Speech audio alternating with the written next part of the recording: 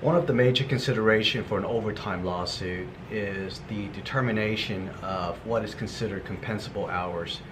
It's really difficult to determine how much overtime is owed unless you make the first determination which hours worked is considered compensable under the FLSA. So there's several types of travel. One is travel from home to work. That's considered commute time. It's not considered compensable hours under the statute. There is one-day work assignments. Those are considered compensable hours. One-day work assignments where you travel from work site to work site and you go outside the city. All of those travel hours are considered compensable hours for overtime purposes. Then you have out-of-town travel, where you're traveling to another city and you may be working for more than 1 or 2 days.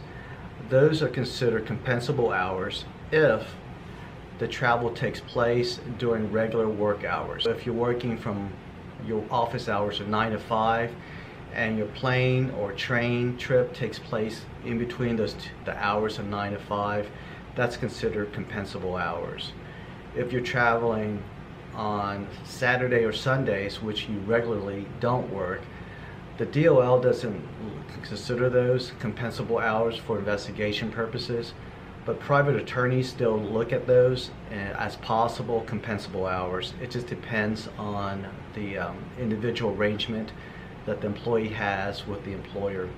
But generally, out-of-town travel is not considered compensable hours unless it takes place during regular working hours during regular work week.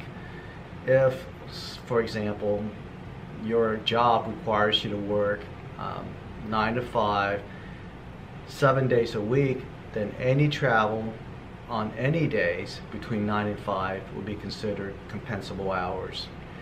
If you have any further questions, feel free to visit our website.